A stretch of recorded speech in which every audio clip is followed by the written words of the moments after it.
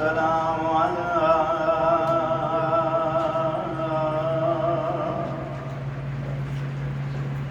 سيد الأنبياء والمرسلين أبي القاسم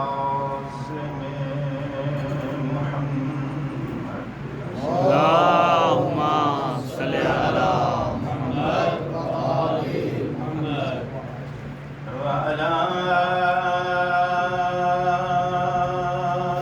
آله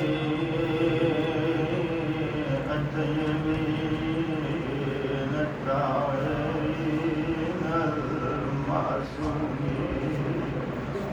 ما شاء الله ولعنة الله على أعدائهم ملعونين أجمعين رب اشرح لي صدري ويسر لي أمري واحلل عقدة من لساني يفقهوا قولي صلوات اللهم صل على محمد وآل محمد دعا ہے ہمارے صاحب کا صفی ادا چھایا اپنی بارگاہ میں محفوظ فرمائے مظلوم کا یہ ذکر بہت بڑی عظیم عبادت ہے مسافر شام بیٹی کا صدقہ مالک آپ کے پر سے قبول فرمائے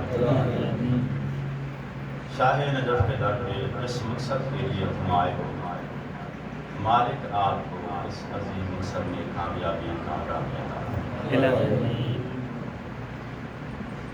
ایام عزا چل رہے ہیں یقیناً آپ لوگ مسلسل عزاداری کے پروگراموں میں شرکت کر رہے ہیں کوئی زیادہ دیر آپ کو زحمت سماعت نہیں ملی ہے صرف عبادت میں اپنا نام شامل کرنے کے لیے چند زحمت ہے مجمع کا چھوٹا یا بڑا ہونا عبادت کے چھوٹا یا بڑا ہونے کا معیار نہیں ہوتا واہ واہ ماشاءاللہ عبادت کرنے والے کا خلوص معیار ہے واہ واہ آپ خلوص سے سماعت فرمائیں گے کہ انشاءاللہ فائدہ ملے گا ایک صلوات پڑھیے گا ہے محمد کی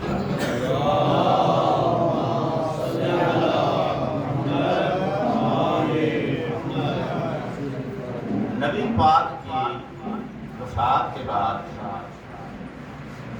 مسئلہ خلافت میں جھگڑے کی وجہ سے امت کے دو فرقے بن گئے ایک اہل تشیع دوسرا اہل سنت بن گئے اہل تشیع کی ڈیفینیشن کیا ہے اہل تشیع ہونے کا شیعہ ہونے کا معیار اور قسمتی کیا ہے سنی ہونے کا معیار اور قسمتی کیا ہے ڈیفینیشن کیا ہے مسئلہ خلافت ان دونوں مذاہب کو پہچاننے کی قسمتی ہے معیار ہے جو بندہ مولا علی علیہ السلام کو نبی پاک کا ایک خلیفہ بلا فصل سمجھتا ہے اور 12 اماموں کی امامت پہ ایمان رکھتا ہے وہ شیعہ ہے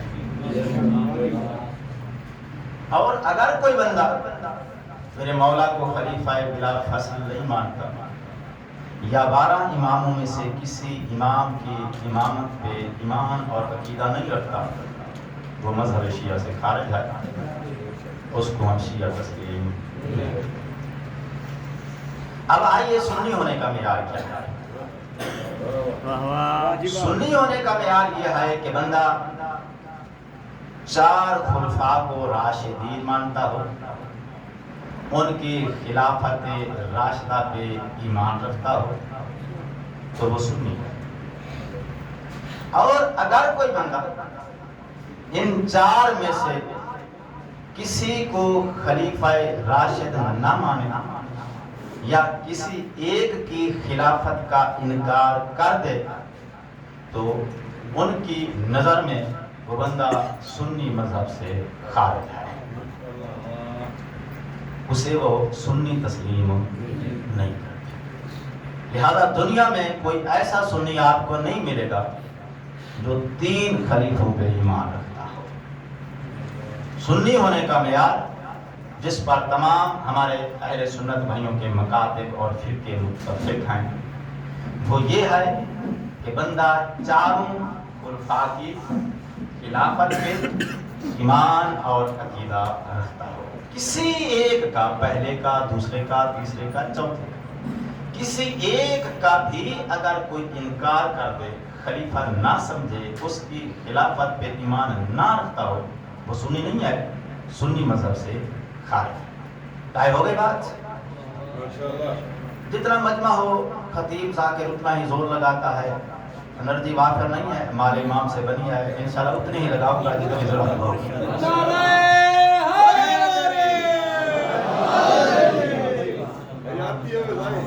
سنی ہونے کا معیار کیا ہے، کسوٹی کیا ہے، آپ نے سن لیا۔ شیعہ ہونے کا معیار اور کسوٹی کیا ہے، آپ نے سن لیا ہے۔ اب آئیے تاریخ کے اندر ایک بندے کا حوالہ موجود ہے، شام کا یہ حاکم ہے، مولویوں نے اس کو ٹائٹل دیا ہے خال المسلمین کا، مسلمانوں کا ماموں۔ ٹھیک ہے، کیا ٹائٹل ہے اس کا؟ مسلمانوں کا ماموں۔ اس بندے نے میرے مولا علی علیہ السلام سے خلافت چھیننے کے لیے اور آپ کو خلافت سے ہٹانے کے لیے اگر زیادہ نہیں صرف موٹی موٹی گنتی کی جائے تو 3 بڑی جنگیں لڑی ہیں۔ کس لیے؟ تاکہ علی سے خلافت کو چھین لیا جائے، علی کو خلافت سے ہٹا دیا جائے۔ 3 جنگیں لڑی ہیں میرے مولا کو خلافت سے ہٹانے کے لیے، اور اس قدر میرے مولا سے بغض رکھتا تھا اور میرے مولا علی کی امامت کا منکر تھا کہ اس نے حکومت تو 20 سال کی ہے مگر بدعت کی بنیاد اتنی مضبوط رکھ دیا کہ اس کے جانے کے بعد بھی 80 سال تک جمعوں کے خطبوں میں، مساجد اور منبر کے اندر میرے مولا پر اس کے جو فالوور تھے میرے مولا کو سب و شتم کرتے تھے۔ یہ تاریخ ہے، یہ بخاری اور مسلم کا حوالہ ہے، کوئی ہوائی باتیں نہیں ہے۔ تو اب اس بندے کی شناخت ذہن میں آ گئی ہے، اس بندے نے میرے مولا علی سے خلافت چھیننے کے لیے جنگیں لڑی ہیں، میرے مولا کی امامت کا منکر ہے، میرے مولا سے اس قدر اس کو بغض ہے کہ 80 سال تک اس کی وجہ سے ممبروں سے مساجد کے اندر میرے مولا کو سب و شتم کیا گیا ہے۔ تو اب یہ بندہ، اس کا مطلب یہ ہے کہ میرے مولا علی کو نہ پہلا امام مانتا ہے نہ چوتھا خلیفہ مانتا ہے۔ یہ بندہ نہ میرے مولا کو پہلا امام مانتا ہے نہ یہ میرے مولا کو چوتھا خلیفہ مانتا ہے۔ عالم اسلام متفق ہے، شیعہ ہونے کا معیار کیا ہے تم نے سن لیا ہے، سنی ہونے کی کسوٹی پہچان کیا ہے آپ تک بات پہنچ گئی ہے۔ اب اس کے جو بھانجے اس وقت موجود ہیں، نجبی کا سوال فقط اتنا ہے، عالم اسلام کو بتایا جائے تمہارے ماموں کا مذہب کیا تھا۔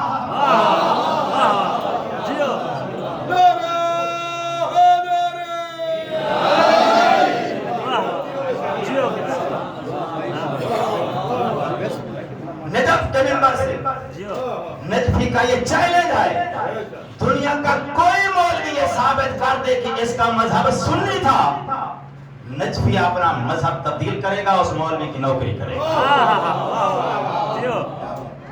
مولویوں نے امت کو بے وقوف بنایا ہوا ہے، جس کے پیچھے لگانے کی کوشش کر رہے ہیں، جس کو پیر منوانے کی کوشش کر رہے ہیں، وہ بندہ سنی ہی نہیں ہے، اس کا سنی ہونا ثابت نہیں ہے، اس کا سنی مذہب سے کوئی تعلق نہیں ہے۔ मौलवियों ने उसको टाइटल क्या दिया है, खालुल मुस्लिमीन, मुसलमानों का मामू। तो मामू का बेटा क्या होता है? मौलवियों का कजन। हुसैन का कातिल मौलवियों का कजन लगता है, नाम शियों का लेते। वो रिश्तेदारी समझ में आई है ना मेरे मोहतरम? तो पूरे आलम इस्लाम को चैलेंज है, ये बंदा सुन्नी नहीं था, इसका सुन्नियों वाला अकीदा ही नहीं था। अब आओ तारीख से पूछते हैं इसका मजहब क्या था। मेरे नबी ने बकायदा इस बंदे का मजहब बयान किया है, समझो है या नहीं हजरत? तो अब नबी की हदीस से इसका मजहब बयान करूंगा, अपनी तरफ से या इस्तदलाल इस्तेमाल करूंगा, हो सकता है किसी को डाउट हो जाए। तो इसका जो मजहब है मेरे नबी ने इसको बयान किया है, बुखारी और मुस्लिम के अंदर ये हदीस मौजूद है। अब हदीस क्या है? हदीस का नाम है हदीस अम्मार, अम्मार इब्ने यासिर।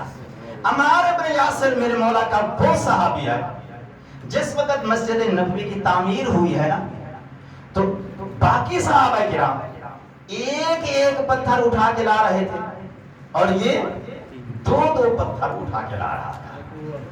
जब नबी पाक ने इसके अमल को देखा तो आपने फरमाया अम्मार ये तुम क्या कर रहे हो? तो अम्मार ने कहा मौला एक पत्थर अपने हिस्से का उठा रहा हूं, दूसरा आपके सवाब के लिए से उठा रहा हूं। जब सहाबा किराम ने देखा कि अम्मार बड़ा एक जिहाद कर रहा है, तो अजराह मजाक किसी सहाबी ने अपने हिस्से का पत्थर भी इसके कंधे पे रख दिया। पत्थर वजनी था, अम्मार की गर्दन कमर झुक गए। अब जब दूसरी बार गेड़ा लगा के आया, समझ रहे हो ना, पत्थर उठा के जब दूसरी बार आया, हजूर ने देखा तो अब पहले से थोड़ा मंजर चेंज है। आपने फरमाया अम्मार ये तुमने अपने साथ क्या कर रखा है? तो चूंकि उसने अजराह मजाक रखा था, जवाब में अजराह मजाक अजराह मजाक, जनाब अम्मार ने फरमाया हजूर आपके सहाबी मुझे कत्ल करना चाहते हैं। बात मजाक की थी, लेकिन नजरे रिसालत एक मंजर देख रही थी। अल्लाह के नबी ने शर्त लेकर फरमाया अम्मार ये तुझे कत्ल नहीं करना चाहते, सातक्तुलुका अलफियतु अलबागियतु यदऊका इलन्नारे व अंता तदऊहुम इलल जन्नति। मैं देख रहा हूं तुझे एक बागी गिरोह कत्ल करेगा, वो तुझे जहन्नम की तरफ बुला रहे होंगे और तू उनको जन्नत की दावत दे रहा होगा। हदीस सुन लिया आपने? लफ्ज क्या इस्तेमाल हुआ है हदीस के अंदर? अल्फियातुल बागियत, एक बागी गिरोह। अच्छा अब दो लफ्ज है, एक है बगावत, दूसरा लफ्ज है अदावत। बगावत और अदावत में क्या फर्क है? अदावत उस दुश्मन को कहते हैं जो हमेशा से तुम्हारे खिलाफ लड़ा हो, वो उस तरफ तुम इस तरफ, कभी तुम्हारी और उसके दरमियान दोस्ती ना रही हो, इसे क्या कहते हैं? अदावत। बगावत किसे कहते हैं? जो पहले हक के साथ हो, तुम्हारा साथी हो, फिर धोखा करे, तुम्हारे खिलाफ लड़े, इसे बगावत कहते हैं। नबी पाक ने फरमाया अम्मार जो तुझे कत्ल करेगा वो अदावत नहीं, बगावत का लफ्ज इस्तेमाल हुआ है। इस्लाम का दुश्मन नहीं, इस्लाम का बागी होगा। तो इसका मतलब यह है नबी ने तारुफ दे दिया है, उस ग्रोह के मजहब का तारुफ दे दिया है जिस ग्रोह ने जनाब अम्मार को कत्ल किया है। नबी ने फरमाया कि वो ऐसा ग्रोह होगा, पहले कलमा पढ़ेगा, इस्लाम का साथ देगा, हक का साथी होगा, फिर एक वक्त आएगा इस्लाम के साथ धोखा करके इस्लाम और हक के खिलाफ लड़ेगा। तो नबी ने 1400 साल पहले की ये बात है, नबी ने जब ये इरशाद फरमाया था तो ये पहली हिजरी की बात है।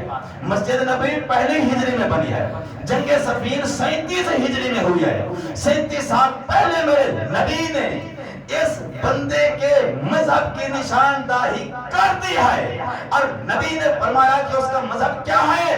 مسلمان نہیں بلکہ وہ اسلام کا باغی ہوگا۔ تو جو بندہ نبی کی نظر میں اسلام کا باغی ہے، اللہ کی نظر میں وہ راضی اللہ کیسے ہو سکتا؟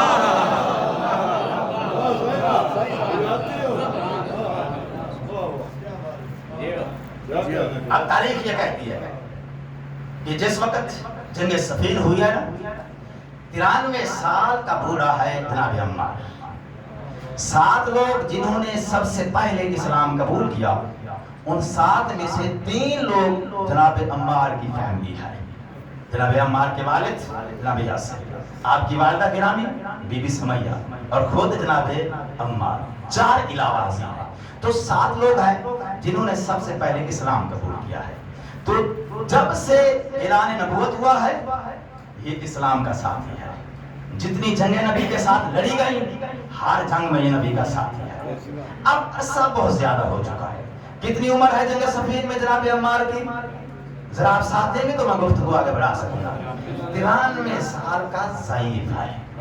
میرے مولا امیر علیہ السلام کی خدمت میں آئے، میرے مولا جنگ کی مجھے اجازت دی رہے۔ مولا نے اسے منع کیا تو ضعیف ہے۔ 1 بار 2 بار، تیسری بار جب واپس آیا تو اب تاریخ نے منظر بیان کیا ہے۔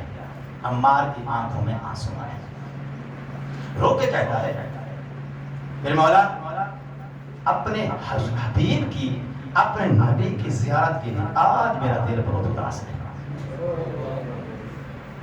زیارت کے لیے ان کی بارگاہ میں جانا چاہتا ہوں، اور جانے کا راستہ ایک ہے، مولا مجھے جنگ کی اجازت دی جائے۔ عمار کے جذبات کو دیکھ کر میرے مولا نے جناب عمار کو جنگ کی اجازت دی۔ فرمایا جاؤ اپنی کمر کو کس لو، تلوار اور اسلحہ تیار کرو۔ عمار تیار ہو کے آیا ہے۔ اب تاریخ نے جنگ کا منظر بیان کیا ہے۔ 40 یا 50 فوجیوں پر مشتمل فوج کا ایک دستہ ہوتا تھا، ہر دستے کا ایک علمدار ہے۔ جس دستے میں جناب عمار شامل ہوئے ہیں، اس دستے کے علمدار کا نام ہے ہاشم بن عتبہ المرقہ۔ جو ہے حضرات، کیا نام ہے اس فوج کے دستے کا جو علمدار ہے؟ ہاشم بن عتبہ المرقہ۔ اس علمدار کی قیادت ہے۔ علمدار جنگ نہیں کرتا، علمدار صرف پرچم اٹھا کے کمانڈ کرتا ہے۔ جنگ اس کا فوجی دستہ اور ساتھی کرتے ہیں۔ تو اس علمدار کی قیادت میں جناب عمار صفین کے میدان میں اترے ہیں۔ جب میدان صفین میں جناب عمار آیا ہے، 93 سال کا ضعیف، کمر باندھی ہوئی ہے، سفید داڑھی ہے، مد مقابل حاکم شام کی طرف سے جو فوج کا دستہ آیا ہے، اس دستے کا علمدار ہے عمر ابن عاص۔ اس کے ہاتھ میں اپنی فوج کا پرچم ہے۔ جناب عمار نے جس وقت مخالف جانب سے آنے والے فوج کے علمدار کا پرچم دیکھا، پرچم پہچاننے کے بعد اب یہ روایت کے الفاظ ہیں، مخالف فوج کے علمدار کے ہاتھ میں پرچم دیکھا، دیکھنے کے بعد جناب عمار فرماتے ہیں باللہ قاتلتھا ثلاثۃ ارقات، باللہ قاتلتھا ثلاثۃ ارقات، ارقات جمع ہے مارکے کی۔ فرمایا مجھے اللہ کی قسم ہے یہ وہی پرچم ہے جس کے خلاف بدر، احد اور خندق، ان تینوں جنگوں میں یہ وہی پرچم ہے جس کے خلاف پہلے بھی میں 3 مرتبہ جنگ لڑ چکا ہوں۔ جناب عمار کا ان کے علم کو پہچان لینا، میرے نبی کا ان لوگوں کو اسلام کا باغی کہنا، اس بات کی دلیل ہے پیکنگ اسلام کی تھی، مذہب وہی پرانا تھا۔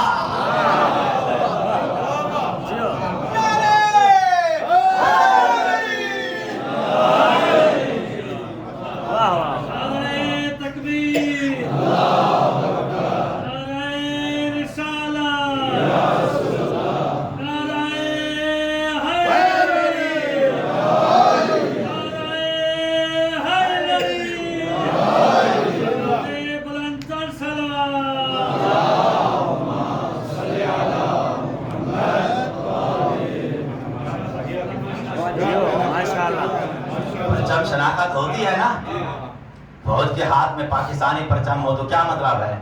اس کا تعلق پاکستان سے ہے، ٹھیک ہے نا؟ تو پرچم ہر فوج کی پہچان ہوتا ہے۔ جناب عمار نے ان کا پرچم پہچان لیا، ان کے ہاتھ میں جو شام کے لشکر کے ہاتھ میں پرچم تھا، یہ کون سا پرچم تھا؟ یہ وہی پرچم تھا جو جنگ بدر میں، جنگ احد میں، جنگ خندق میں کن کے پاس تھا؟ ان لوگوں کے پاس تھا جو نبی کے خلاف لڑنے آئے تھے۔ اور وہ لوگ کون تھے؟ ان کا لیڈر اور ان کا قائد ان تینوں جنگوں میں کون تھا؟ حاکم شام کا باپ تھا۔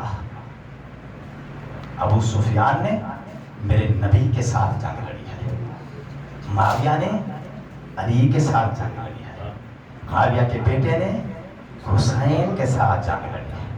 وہ تسلسل ذہن میں آ رہا ہے، پرچم پہچان لیا ہے میرے مولا نے۔ میں اپنے امام حسن کی بارگاہ تک پہنچنا چاہتا ہوں، لیکن چاہتا ہوں کہ سلسلے ذہن میں آ جائیں۔ حسن کا تعلق کس سلسلے سے ہے؟ میرے مولا کے مقابلے میں جو آئے تھے ان کا تعلق کس سلسلے سے ہے؟ حاکم شام ابو سفیان کا بیٹا ہے، حسن نبیوں کے سلطان کا بیٹا ہے۔ یہ ٹھیک ہے کہ تاریخ کے اندر موجود ہے، اس کے ساتھ میرے مولا نے صلح کی ہے، لیکن صلح کا مطلب دوستی نہیں ہوتا۔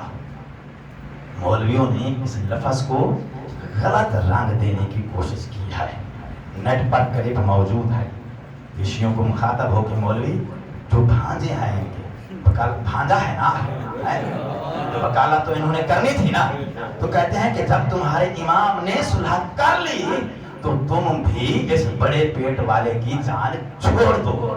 بھائی مولوی صاحب، صلح کا مطلب دوستی نہیں ہوتا، صلح کا مطلب ہوتا ہے جنگ بندی۔ اگر صلح کا مطلب ہے دوستی تو حسن کے نانے نے حاکم شام کے باپ کے ساتھ صلح کی تھی، جس کا نام ہے صلح حدیبیہ۔ اگر صلح کا مطلب دوستی ہے تو بتلاؤ پھر نبی نے کفار مکہ کے ساتھ دوستی کر لی تھی؟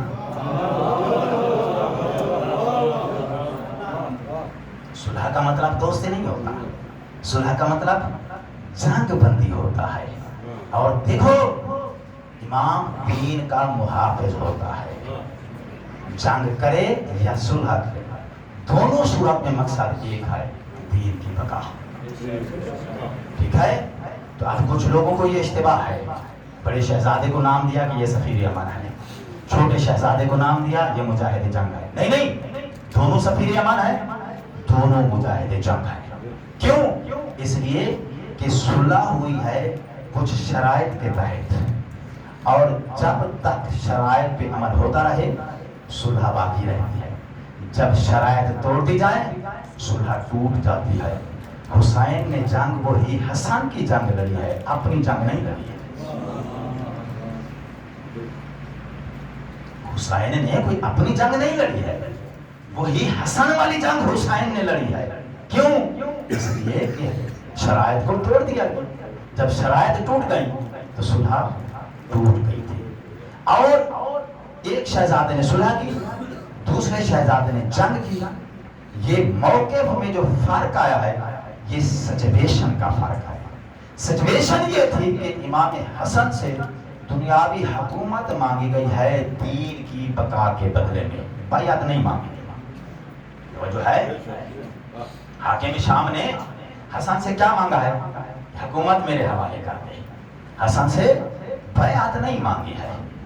تو میرے مولا نے دین میں مداخلت سے اس کو دور رکھنے کے لیے حکومت دے دی، دین بچا لیا ہے۔ حسن سے بیعت کا مطالبہ نہیں کیا گیا ہے، حکومت کا مطالبہ کیا گیا ہے۔ تو اب دین کو بچانے کے لیے مناسب یہی تھا، دین کو بچا لیا جائے، حکومت ان کے حوالے کر دی جائے۔ یزید نے حسین سے حکومت نہیں مانگی ہے، بیعت مانگی ہے، اور حسین کی بیعت عین دین اسلام ہے۔ سید نے سر دے دیا، دین کو بچا لیا۔ فرق سمجھ میں آیا ہے نا؟ تو دونوں صورتوں میں مقصد ایک ہے، دین کی بقا ہے۔ دین بچانے کے لیے موقف میں فرق آیا ہے، ورنہ دونوں شہزادے ہی شہزادے امن کے سفیر ہیں، اور دونوں شہزادے ہی مجاہد جنگ ہیں۔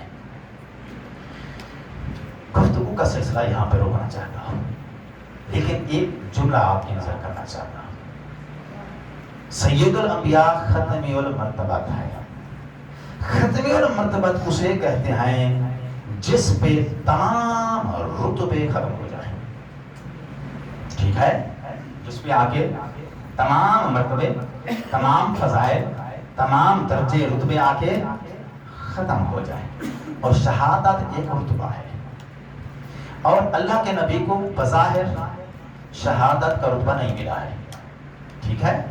جب شہادت کا رتبہ نہیں ملا ہے تو شہادت کے رتبے سے آپ محروم ہو گئے نا، ایسے ہے نا۔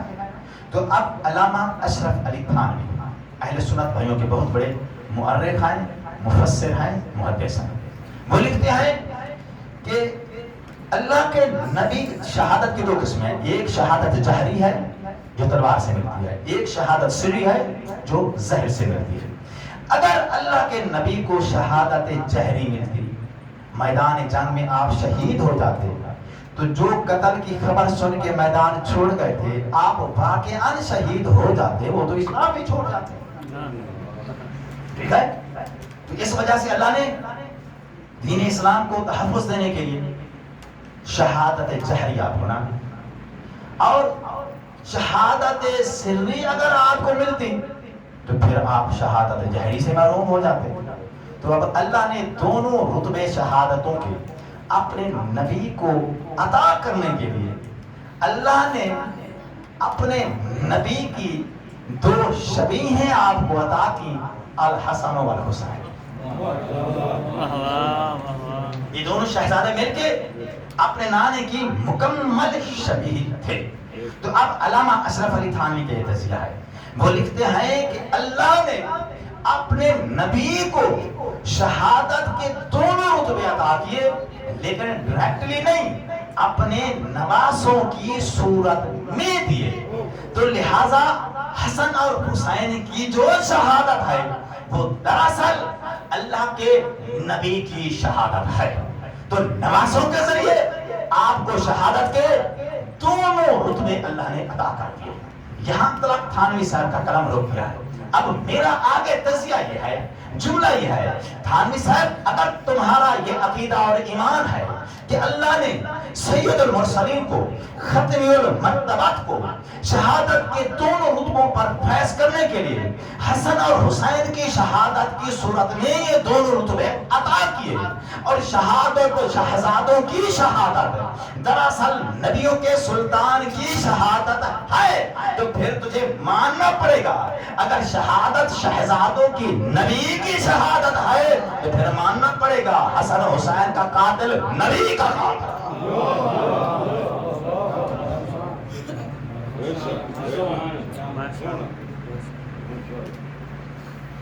اور آج شاید اس لیے نانے اور نواسے کی شہادت کا دن ایک ہے۔ گفتگو کا سلسلہ یہیں پہ تمام ہوا ہے۔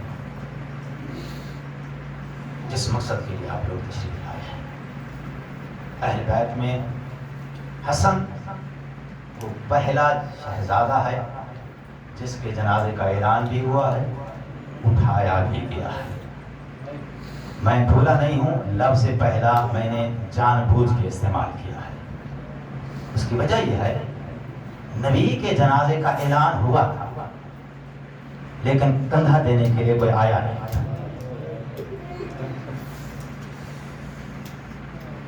اور پاک بطول کا جنازہ رات کے اندھیرے میں اٹھایا گیا۔ صرف 7 مسلمان تھے جن کی مدد سے علی نے بطول کو دفن کیا،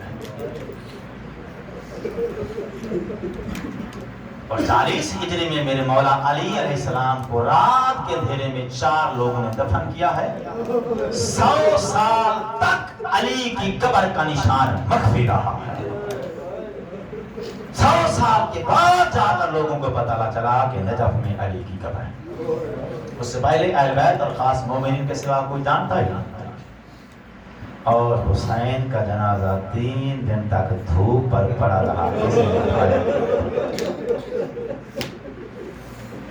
اس لیے میں نے کہا ہے پہلا جنازہ حسن کا جس کا اعلان بھی ہوا ہے، اٹھایا بھی گیا ہے، لیکن بھرا مدینہ مسلمانوں کا صرف 11 لوگ کندھا دینے کے لیے آئے اور مسلمانوں نے حسن کے جنازے کا جو استقبال کیا ہے عزاداروں میں بیان نہیں کر سکتا، صرف اتنا کہہ سکتا ہوں کاش ماں باپ کی طرح حسین نے بھائی کا جنازہ بھی رات کے اندھیرے میں چپ چاپ دفن کر دیا۔ آج روکو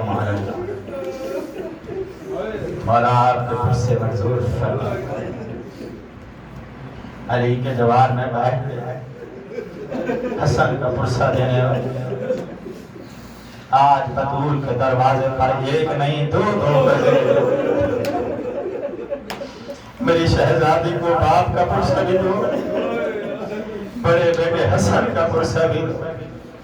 تاریخ یہ کہتی ہے میں قربان ہر ظلم یہاں ظالم کی وراثت ہے، مگر مظلوم کی قسمت میں تسلی نہ دلاسا۔ پانی کی قیمت صرف پیاسا جانتا ہے اور روزے دار سے زیادہ پیاسا کوئی نہیں ہوتا۔ گرمیوں کا روزہ ہونا تو سب سے زیادہ جس چیز کا اہتمام کیا جاتا ہے وہ پانی ہے۔ افطاری کے وقت روزے دار کو سب سے پہلے جس کے لیے جی چاہتا ہے پانی۔ میرا سلام ہو اس مظلوم امام پر جو خود ساقی کوثر تھا لیکن روزہ زہر سے کھلوایا۔ اجرکم علی میں قربان۔ حسن روزے سے تھا اور گرمیوں کا روزہ تھا اور اس کی دلیل یہ ہے 10 سال بعد محرم اور سفر اسی موسم میں آتا ہے جس موسم میں 10 سال پہلے ہو گئے، ایسے ہے نا۔ 61 ہجری میں میرے مولا امام حسین علیہ السلام کی شہادت ہوئی ہے اور میرے مولا امام حسن کو زہر ملا ہے 50 ہجری میں۔ کتنا فاصلہ ہے؟ 10 سال کا۔ 10 محرم کو 18 جیٹھ تھی۔ ہاڑ اور جیٹھ گرمی کے مہینے ہیں، اس کا مطلب ہے جب حسن کو زہر ملی ہے گرمی کا موسم ہے۔ دن بھر کا روزے دار امام، گرمی کی شدت، روزے کی پیاس، مغربین کی نماز فریضہ مکمل کرنے کے بعد سید نے پانی کا جام طلب کیا ہے۔ روایت میں ملتا ہے فقدمت لبنا فقدمت کاسا من لبن مسموم۔ جودہ بنت اشعث خلیفہ اول کی بھانجی ہے، امام حسن کا حرم ہے۔ اس ملعونہ عورت نے زہر کا جام پیش کیا ہے، میرے مولا نے صرف ایک گھونٹ تناول کیا ہے، چہرے کا رنگ زرد ہو گیا ہے۔ میرے مولا نے آواز دے کر فرمایا کیا میں تیرا اچھا امام نہیں تھا؟ میرے بچے یتیم کر کے مجھے کیا ملا ہے؟ اپنا جرم چھپانے کے لیے کہتی ہے مولا میں نے تو کچھ نہیں کیا ہے، میں نے تو صرف پانی کا جام آپ کو دیا ہے۔ جب اس نے جرم چھپانے کی کوشش کی ہے نا، جام ابھی میرے مولا کے ہاتھ میں تھا، میرے مولا نے صرف ایک قطرہ زمین پر گرایا، زمین جلنے لگی۔ آواز دے کر فرمایا دیکھ اور مجھے بتلا دنیا میں وہ کون سا پانی ہے جس سے زمین بھی جل جائے؟ عزادارو، ظاہر نے اپنا اثر دکھلانا شروع کیا ہے۔ تاریخ یہ کہتی ہے کہ جس طرح ذبح کرنے کے بعد پرندے کو تڑپنے کے لیے آزاد چھوڑ دیا جائے تو وہ جی بھر کے تڑپتا، میرے مولا امام حسن تڑپنے لگے۔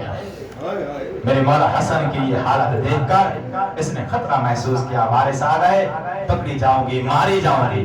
تاریخ یہ کہتی ہے عزادارو میرے مولا کو گھر میں اکیلا چھوڑ کر یہ خاتون اپنے ماں باپ کے گھر چلی گئی۔ میں قربان جاؤں، موت سر پہ، وارث پاس موجود نہیں ہے، زہر مل جائے دستور یہی ہے، انسان طبیب اور شفا خانے کا رخ کرتا ہے۔ نانا کی قبر حسن کا پرانا شفا خانہ، شام کے بعد روزے دار کا جسم بہت کمزور ہو جاتا ہے. زہر ملنے کے بعد جسم میں طاقت نہیں تھی. عزادارو منظر یہ ہے نانے کی قبر کی طرف جس وقت میرے مولا اٹھ کر جانے لگے ہیں جسم کانپ رہا تھا, چلنے کی جسم میں طاقت نہیں تھی. منظر یہ ہے لوگوں کی دیواروں کا سہارا لے کے زہرا کا راہ چل رہا ہے. بہت مشکل کے ساتھ حسن جلتے ہوئے نانے کی قبر تک آئے, خود کو نانے کی قبر پر گرا دیا. آواز دے کر فرمایا نانا جن لبوں کے بوسے لیتا تھا نا ذرا ایک بار دیکھ نانا مجھے زہر کھا گیا. حدیثوں کے اندر ملتا ہے دونوں شہزادوں کے میرے مولا سینے سے لگا کے فرماتے تھے حسن و حسین جنت کے دو پھول ہیں. آواز دے کر فرمایا نانا جنت کے پھولوں کا رنگ سرخ ہو.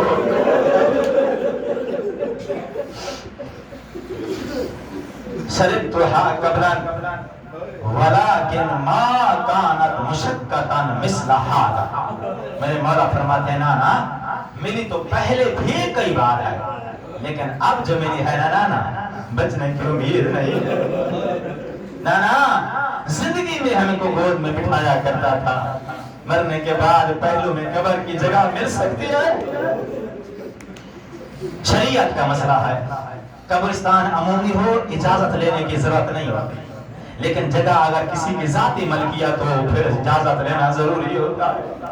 میرے مولا یہ بتلانا چاہتے تھے میں ان لوگوں کی طرح نہیں ہوں جو بغیر اجازت کے قبضہ کر گئے. جب قبر کی جگہ مانگی آواز آئی حسن میری تو بڑی حسرت ہے, میری ساری اہل بیت میرے دائیں بائیں میرے پاس وارث کو تو اجازت مانگنے کی ضرورت نہیں ہوتی, جو وارث تھے بگانے کر دیے گئے لوگ قابض ہو گئے. صدا آؤ اگر امت آنے دے میرے لال میری تو بڑی حسرت ہے. نانے کی قبر کو ودا کرنے کے بعد میرے مولا ماں کی قبر پر آئے. دل میں سوچا ہو سکتا ہے دوبارہ ماں کی قبر پہ آنا نصیب نہ. عزاداروں مجھ سے پوچھو پہلے تو حسن دیواروں کا سہارا لے کر نانے کی قبر پر آئے تھے. نانے کی قبر مسجد کے پاس تھی, دیواروں کا سہارا مل گیا. ماں کی قبر جنت البقیع کے قبرستان میں تھی, قبروں کے اندر دیواریں نہیں ہوتی. جہاں تک مسجد کی دیوار میں سرائی حسن دیوار کا سہارا لے کر چلتا رہا. جب دیواروں کی حد ختم ہوئی قبرستان کی قبریں شروع ہوئی. تاریخ یہ کہتی ہے قبروں کے درمیان کبھی شہزادہ بیٹھ جاتا تھا پھر چند قدم چلتا تھا. بعید نہیں منظر وہی ہو جس طرح کربلا کے میدان میں حسین اکبر کی مقصد میں مشکل کے ساتھ شہزادہ ماں کی قبر پر آواز اکرام ماں مجھے زہر مل گئی ہے میرا آخری سلام قبول کرو. اماں میں نانے کی قبر پر گیا تھا قبر کی جگہ مانگنے کے لیے. قبر سے آواز حسین اگر ماں کی صلاح پوچھتا ہے بہنوں کو نارنا سیدھا میرے پیروں میں آیا. جن لوگوں نے سکی بیٹی کو وارث تسلیم نہیں کیا ہے تجھے قبر کی جگہ کیسے دیں گے. شہزادے نے سوچا چند لمحوں کے بعد قاسم یتیم ہو جائے گا, آخری لمحات بچوں کے ساتھ گزارے جائیں. بڑی مشکل کے ساتھ میرے مولا جناب فروا کے دروازے تک پہنچے ہیں. جب میرے مولا بی بی فروا کے دروازے پر پہنچے ہیں نا ارادہ کیا ہے تک قربان کرنے کے لیے دروازے پہ ہاتھ رکھا. جیسے ہی ہاتھ رکھا دروازہ کھل گیا ہے. دیکھا بی بی جاگ رہی ہے.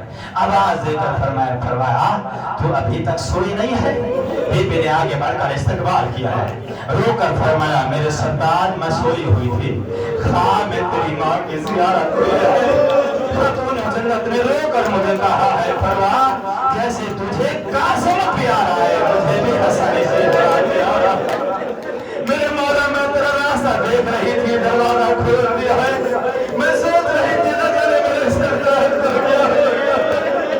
سہارا دے کر بی بی اپنے سردار کو مسجد تک لے آئی.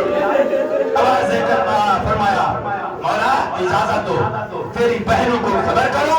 فرمایا ابھی نہیں, ابھی میری بہنوں کی آرام کا وقت ہے. سوئی ہوئی بہنوں کو بھائی کے موت کی خبر نہیں دینی چاہیے. ابھی حوصلہ کرو, میں نے تیرے ساتھ کچھ باتیں کرنی ہیں. میری بہنیں آ گئی پھر مہلت نہ ملے گی. جلدی کرو میرے قاسم کو جگاؤ. بی بی قاسم کے سرانے آئی. آواز دے کر فرمایا قاسم جان. قاسم کی عمر اس وقت 3 سال کی ہے، 3 سال کا بچہ گہری نیند سو رہا تھا، آواز دے کر فرمایا قاسم جاگ، تیرا بابا ایک رازے کا مہمان ہے۔ اس گھرانے کے بچے نادان نہیں ہوتے ہیں۔ قاسم کی آنکھ کھلی، سید نے شہزادے کو سینے سے لگایا ہے، پیشانی چومی، پیشانی چومنے کے بعد فرمایا یتیم بیٹا باپ کی نشانی ہوتا ہے، میری یہ نشانی تیرے پاس امانت ہے، میری امانت کا خیال رکھنا، کوئی کربلا آئے گی، کربلا کا نام یاد۔ آدھی رات ڈھل گئی، تاریخ یہ کہتی ہے آزادارو، اب یہ منظر ذرا سمجھنے کے لیے ایک جملے کی مجھے اجازت دے دو۔ پرانی حکمت اور جدید سائنس کی تحقیق ہے، جس وقت انسان کوئی زہریلی چیز کھا لینا تو اس کا زہر دل میں جانے سے پہلے جگر میں جاتا ہے، اور دل کو بچانے کے لیے جگر اس کے زہر کو اپنے اندر جذب کر لیتا ہے، جس طرح فوم پانی کو جذب کر لیتا ہے، اور جگر کا گوشت بہت نرم اور نازک ہوتا ہے، دل کو بچانے کے لیے کوشش کرتا ہے جگر کے زہر دل تک نہ جائے، لیکن جب برداشت نہیں کر سکتا، سائنس یہ کہتی ہے کہ جب زہر جگر کے برداشت سے زیادہ ہو جائے پھر جگر خون میں تحلیل ہونا شروع ہو جاتا ہے اور کٹ کٹ کر منہ سے باہر آنا شروع ہو جاتا ہے۔ سید نے بہت کوشش کی ہے بہنوں کو تکلیف نہ ہو، لیکن جب جگر کے ٹکڑے کٹ کر منہ سے باہر آنا شروع ہوئے، آواز دے کر فرمایا کسی طریقے سے میری بہن کو خبر کر، ہو سکتا ہے وقت مہلت رہے۔ میری آقا زاد نے فرمایا سرتاج اگر میں کھود جاؤں، آپ کی حالت بہت نازک ہے، اگر قاسم کو بھیجوں کم سے رہے، 3 سال کا بچہ کس طرح پھوپھیوں کو سمجھائے گا کہ کیا بیت گئی ہے ہمارے ساتھ؟ میرے مولا نے فرمایا میں طریقہ بتلاتا ہوں، بہنوں کو کھلے لفظوں میں موت کی خبر نہیں دی جاتی، قاسم کو میرے قریب لاؤ۔ بی بی نے قاسم کو قریب کیا، میرے مولا امام حسن نے قاسم کا قمیص گریبان سے چاک کیا، گریبان چاک کرنے کے بعد آستینیں الٹ دی، یتیموں کی شکل بنانے کے بعد فرمایا میرے لال آپ جاؤ پھوپھیوں کے پاس، بتانے کی ضرورت نہیں پڑے گی، منظر دیکھنے کے بعد میری بہنیں سمجھ جائے گی یہ کوئی مشکل بن گئی ہے۔ آدھی رات ڈھلنے کے بعد شہزادہ پھوپھی کے صحن میں آیا ہے، بنی ہاشم کے محلہ حویلی ایک ہی بڑی حویلی تھی، حویلی کے اندر اپنے اپنے گھر تھے، شہزادہ صحن عبور کرتے ہوئے جب بی بی کی حویلی میں آیا ہے، بی بی نماز تہجد کی تیاری میں مصروف تھی، صحن کے اندر بچے کا سایہ محسوس کیا ہے، آواز دے کر فرمایا کون؟ دیکھا قاسم ہے، بی بی نے قاسم کو گلے سے لگایا، اچانک نظر پڑی ہے، گریبان چاک ہے، آسین لٹے ہوئے ہیں، چون کر فرمایا تیری حالت کس نے بنائی ہے؟ منہ سے بس اتنا جملہ نکلا ہے، پھوپھی اماں میرے بابے کے منہ سے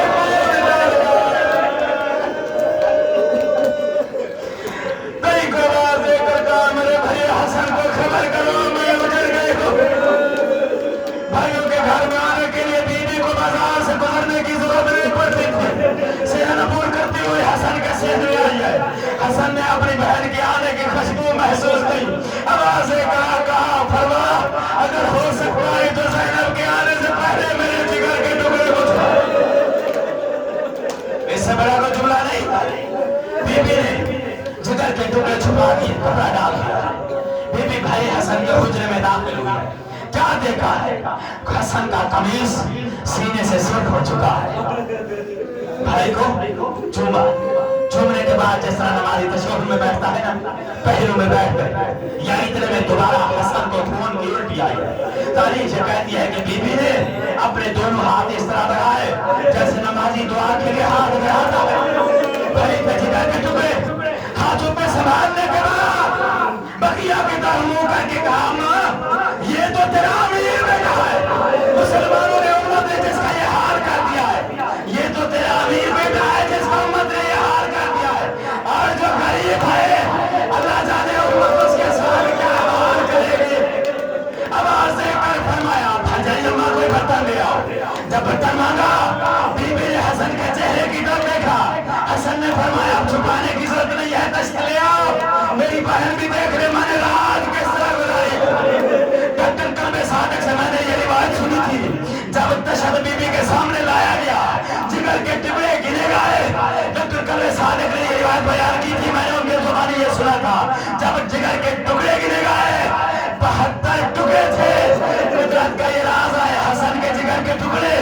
حسین کی قربانی دونوں کے اندر یہ عظیم مواصلت تھی.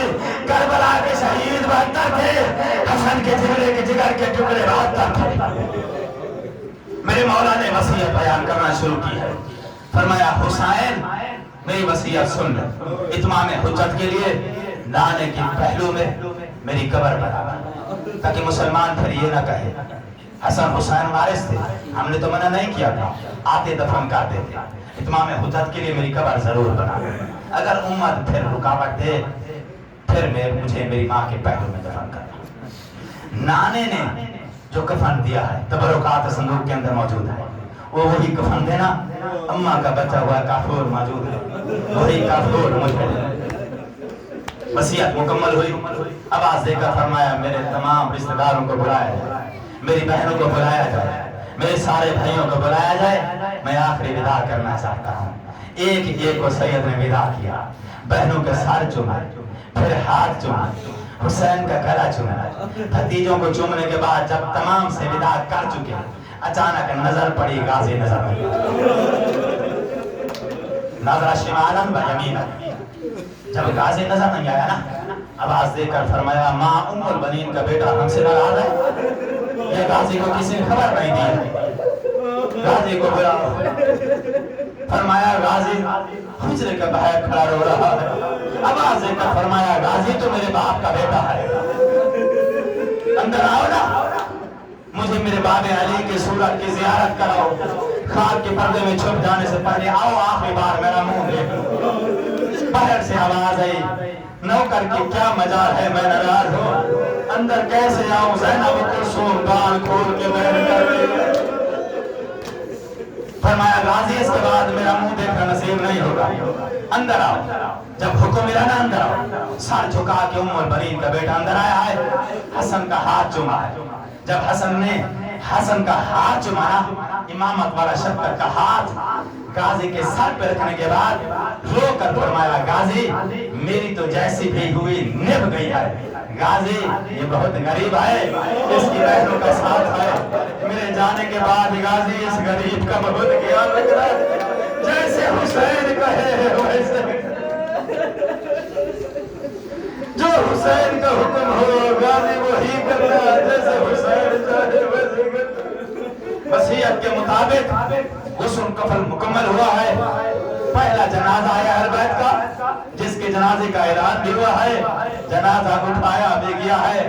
عزادار زمانے کا دستور ہے جب آخری وقت بھائی کا جنازہ اٹھایا جائے بہنیں دروازے تک ساتھ چلتی ہے. پھر پردے کی مجبوری ہوتی ہے, دروازے پہ رک جاتی ہے, لیکن دل چاہتا ہے کہ قبر کی دیواروں تک بھائی کے ساتھ چلا. بہنیں حسن کے جنازے کو ودا کرنے کے لیے آخری دیوار تک آئیں. پردے کی مجبوری پھر بہن رک گئی, جنازہ آگے بڑھ گیا ہے. عزاداروں جب روضہ رسول کے پاس حسن کا جنازہ پہنچا ہے, مسلمانوں نے جنت کا سردار سمجھ کے استقبال کیا. اس سے زیادہ میں اور کیا باتیں کر سکتا. تاریخ یہ کہتی ہے کہ ایک عورت ہے جو حجرے کے باہر کھڑی ہوئی ہے, آواز دے کر کہتی ہے من لا احبہ لا یدفنو, یہ حجرہ میرا ہے, میں اس کی وارث ہوں. جسے میں پسند نہیں کرتی وہ یہاں پہ دفن نہیں ہو سکتا ہے. جب اس نے کہا نا کہ میں اس حجرے کی وارث ہوں, میرے مولا حسین نے آواز دے کر فرمایا تیرا باپ تو کہتا تھا نبیوں کا وارث نہیں ہوتا, پھر تو کس طرح اس حجرے کی وارث ہو سکتی ہے. جب میری مولا کا بات کا اس کو کوئی جواب نہ آیا نا, اس کے دل کے اندر جمل کی ہار کا دکھ تھا. مروان بن حکم کو حکم دے کر کہتی ہے حملہ کر دیا جائے, حسین بھائی کا جنازہ واپس لے جانے پر مجبور ہو جائے. 200 کمان کرتی ہے, تیروں کی بارش شروع ہوئی ہے, 70 تیر حسن کے جنازے پر لگا ہے. جنازے کی توہین برداشت کوئی نہیں کر سکتا ہے. جب غازی کے سامنے حسن کے جنازے کی توہین ہوئی ہے نا, بے بس ہو کے سید گھر میں واپس آیا ہے. بہنیں ابھی دہلیز پہ کھڑی ہوئی تھی, تلوار اٹھا کے جانے لگا ہے عباس. بہن نے عباس کا راستہ روکا ہے, رو کر فرمایا علی کی بیٹی ماں زہرا کے ہاتھ کا واسطہ مجھے روکنا نہیں ہے. لیکن نے فرمایا غازی تمہیں روکتی نہیں ہو, لیکن اتنی بات یاد رکھ, جب تک حسین اجازت نہ دے جنگ نہیں کرنی. ننگی تلوار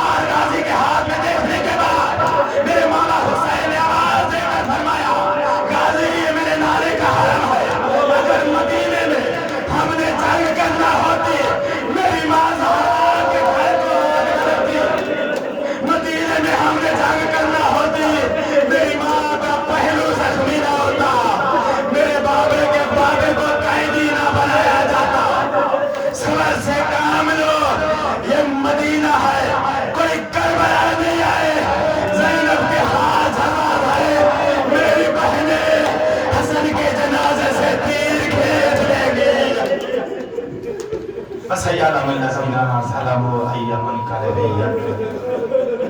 لعنة الله على